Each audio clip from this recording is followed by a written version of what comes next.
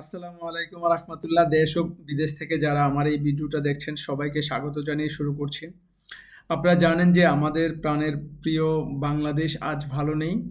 আন্দোলনে আন্দোলনে বাংলাদেশের রাজপথ আজ কম্পিত হচ্ছে।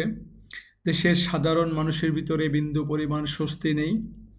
ছাত্র সমাজ থেকে শুরু করে শিক্ষক শ্রেণীর মানুষ, পেশাজীবী মানুষ, সবার মধ্যে একটা জিনিসই বিরাজ করছে। দেশের এই সার্বিক পরিস্থিতির জন্য দেশের সাধারণ মানুষ সরকারকে দায়ী করছে।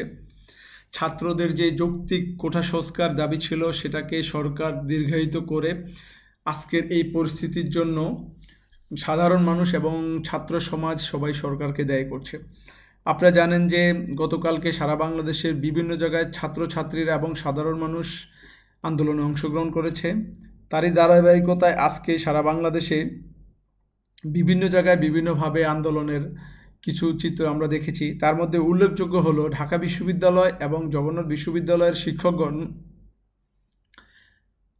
মুখে এবং কপালে লাল কাপড় বেঁধে আন্দোলনে অংশগ্রহণ করেছে, বিক্ষোভ মিছিল করেছে, প্রতিবাদ জানিয়েছে। লাল কাপড় বাঁধার কারণটা আমি আপনাদেরকে একটু ক্লিয়ার করছি। আপনারা জানেন যে কোটা সংস্কার আন্দোলনে দীর্ঘদিনের এই আন্দোলনের মধ্যে বাংলাদেশের 267 জন সাধারণ শিক্ষার্থী এবং মানুষ নিহত হয়েছে। যদিও এটা আমরা বেসরকারিভাবে আমরা জেনেছি, আর সরকারিভাবে যেটা আমাদেরকে বলা হয়েছে বা বিভিন্নভাবে প্রকাশ করা হয়েছে 150 জন মানুষ নিহত হয়েছে। তো এই পরিমাণ ছাত্রছাত্রী এবং সাধারণ মানুষ নিহত হওয়ার পর আজকে সরকার সাধারণভাবে শোক ঘোষণা করেছে, সবাইকে শোক পালন করার জন্য বলা হয়েছে। কিন্তু দেশের ছাত্র সমাজ, শিক্ষক শ্রেণী, সাধারণ মানুষ, পেশাজীবী মানুষ আজকের এই শোকসভাকে বৃদ্ধাঙ্গুল দেখিয়ে রক্তাক্ত বাংলাদেশের অবস্থান তুলে ধরার জন্য লাল কালারটাকে বেছে নিয়ে প্রতিবাদ স্বরূপ ফেসবুক এবং বিভিন্ন সোশ্যাল মিডিয়াতে পোস্ট করেছে। এবং সাধারণত মানুষ, শিক্ষক শ্রেণীর মানুষ কপালে এবং মুখে লাল কাপড় বেঁধে প্রতিবাদ এবং বিক্ষোভ মিছিলে অংশগ্রহণ করেছে। তারই ধারাবাহিকতায় বাংলাদেশ পেশাজীবী মানুষগণ, আপনারা জানেন যে কোটা সংস্কার আন্দোলনের যে 6 জন সমন্বয়ক ডিবি কার্যালয়ে আছে, তাদেরকে হেফাজতের কথা বলেই ডিবি কার্যালয়ে রাখা হয়েছে।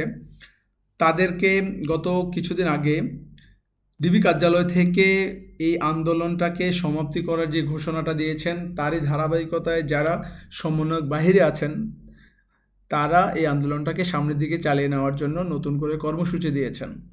আজকে বাংলাদেশের নাগরিক ফোরাম এই ছাত্রদের যে 6 জন আমাদের সমন্বয়ক ডিবি কার্যালয় আছে তাদেরকে 24 ঘন্টা আলটিমেটাম দিয়েছেন ডিবি সরকারকে, যে 24 ঘন্টার মধ্যে এইসব ছাত্রদেরকে মুক্তি দিতে হবে, অন্যথায় তারা মানববন্ধন এবং বিভিন্ন প্রতিবাদ মিটিং জন্য সিদ্ধান্ত নিয়েছে।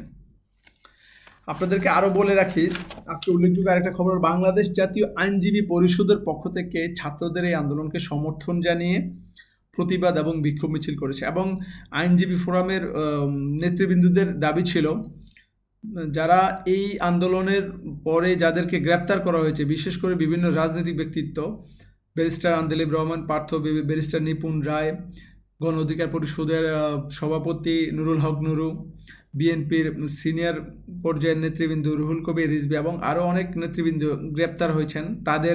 তাদেরকে মুক্ত করার জন্য আজকে বাংলাদেশ আইনজীবী ফোরাম থেকে প্রতিবাদ জানানো হয়েছে এবং তাদেরকে মুক্ত করার জন্য বলা হয়েছে।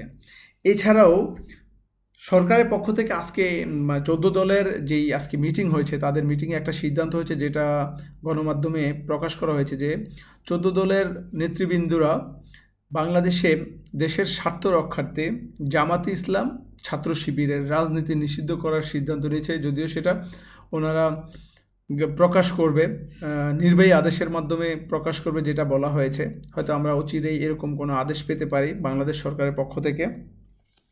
এবং ঢাকা বিশ্ববিদ্যালয় এবং অন্যান্য যে বিশ্ববিদ্যালয়ের শিক্ষকবৃন্দ আছে, তারা যে আজকে আন্দোলনের সাথে একত্রতা পোষণ করেছে, তাদের মধ্যে একটাই বক্তব্য ছিল, যে জিনিসটা সবচেয়ে বেশি পরিলক্ষিত হয়েছে, যে সাধারণ ছাত্রছাত্রীদের যে যৌক্তিক আন্দোলন ছিল, সেই যৌক্তিক আন্দোলনকে সরকার প্রথমত ভালোভাবে নেয় না, এবং এটার উপর যে ছাত্রছাত্রীদের উপর যে পরিমাণ অত্যাচার নির্যাতন করা হয়েছে তার প্রতিবাদ স্বরূপ তারা আজকে রাষ্ট্র সংস্কার চায়। তাদের এই দাবিটাকে ছাত্রীদের যেই আন্দোলনটা ছিল কোটা সংস্কার, সেই আন্দোলনটা কোটা সংস্কার, যদিও সেটা সরকার আদালতের রায়ের মাধ্যমে, সুপ্রিম কোর্টের রায়ের মাধ্যমে একটা সমাধান হয়েছে, কিন্তু ছাত্রছাত্রীদের যেই দাবি ছিল যে সংসদে কোটা সংস্কার আইন পাশ করে সেটাকে করা। এবং বর্তমানে আসলে আমরা দেখছি যে এই আন্দোলনটা আসলে কোটা সংস্কার আন্দোলন থেকে আর কোটা সংস্কার আন্দোলনের মধ্যে নাই, এটার মধ্যে সাধারণ মানুষ যুক্ত হয়েছে, এবং দেশের পেশাজীবী মানুষও এই আন্দোলনের সাথে একত্রতা পোষণ করে। রাষ্ট্র সংস্কার আমরা যেটা দেখেছি যে মানুষ রাষ্ট্র সংস্কারের এই কথা বলছে, এবং বলছে যে যারা এই আন্দোলনের সময় যেই সকল শিক্ষার্থীদের উপর, সাধারণ মানুষের উপর গুলি চালানো হয়েছে, যাদেরকে গুলি করে হত্যা করানো হয়েছে, সেই জন্য তারা বিভিন্ন মন্ত্রীদেরও পদত্যাগ চেয়েছেন।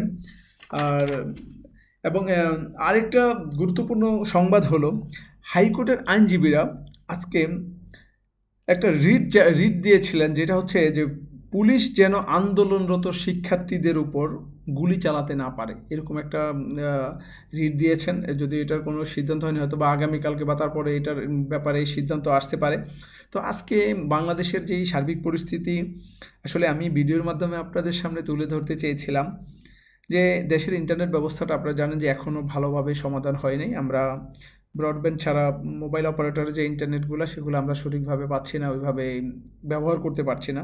তো আমি আসলে একজন সাধারণ মানুষ, আমি যখন কোথাও অন্যায় দেখি, আসলে প্রতিবাদের জিনিসটা, আমরা যেহেতু 30 লক্ষ শহীদের বিনিময়ে আমরা দেশ স্বাধীন করেছে, দেশ স্বাধীন হয়েছে, এই ছাত্র সমাজে কিন্তু দেশ স্বাধীন হওয়ার জন্য গুরুত্বপূর্ণ ভূমিকা রেখেছে।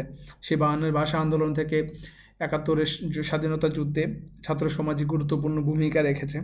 তো এই দেশ স্বাধীন হয়েছে, আসলে আমরা যেখানে অন্যায় দেখব, হোক যে কোনো মানুষই হোক, সেটার প্রতিবাদ করব। আর এই প্রতিবাদ করে একটা সময় হয়তো বা মানুষের এই যৌক্তিক দাবিগুলো হয়তো পূরণ হবে। আপনারা সবাই এই স্বাধীন বাংলাদেশের জন্য দোয়া করবেন, যাতে আল্লাহ পাক খুব দ্রুত আমাদেরকে একটা সুষ্ঠু এবং সুন্দর দেশ উপহার দেয়। আমরা এই হত্যা, রাহাজানি, অন্যায়, অবিচার এগুলা দেখতে চাই না। বাংলাদেশের মানুষ এগুলাকে কখনোই স্বাগত জানায় নাই। আপনারা সবাই বাংলাদেশের জন্য দোয়া করবেন। আমি চেষ্টা করছি আমার এই ছোট্ট ভিডিওর মাধ্যমে বাংলাদেশের বিশেষ খবরগুলো আপনাদের কাছে পৌঁছে দেওয়ার জন্য। আপনারা আমার ইউটিউব চ্যানেলের মধ্যে গেলে এই ভিডিওগুলো পাবেন। আরও অনেক ভিডিও এখানে আপলোড করা হয়েছে দেশের সার্বিক পরিস্থিতির উপর, যখন ইন্টারনেট সেবা বন্ধ ছিল। তো আপনারা ফেসবুক এবং ইউটিউব চ্যানেলের মাধ্যমে আমার এই ভিডিওগুলো পাবেন, এবং আমি চেষ্টা করব আমার জায়গা থেকে আপনাদেরকে এরকম আরও অনেক খবর আছে যেগুলো ভিডিওর মাধ্যমে আপনাদের কাছে তুলে ধরার জন্য। সবাই আমার জন্য দোয়া করবেন। সবাই ভালো থাকবেন। আল্লাহ হাফেজ।